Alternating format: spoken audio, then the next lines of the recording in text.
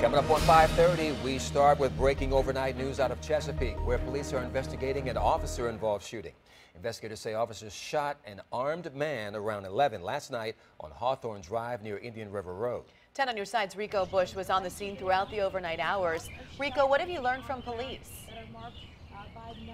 Good morning, Dottie and Katie. This morning, police say that suspect is still in the hospital fighting for his life. Take a look here at the scene. Still very active on Hawthorne Drive. Investigators are out here working hard to figure out what led up to that shooting and what witnesses called a shootout between that suspect and police.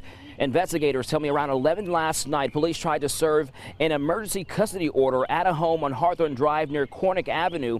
Police say officers approached the home.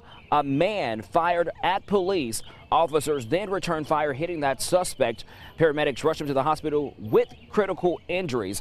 Overnight, a witness told me off camera once officers approached the home, they told the suspect to get down and calmly told him to come out of the house, but instead they say he fired at them at least twice. The witnesses then told me officers shot back at the armed man several times before more officers came to the street and shot several more rounds at the suspect. Police tell us no officers were hurt during the shooting. Now, usually in situations like this, per standard procedure, officers involved in the shooting are placed on administrative leave or duty until the investigation is complete. Police would not comment on those details when I asked them about that earlier this morning. But if you take a look back out here live at the scene, you can see those evidence markers still lying on the street.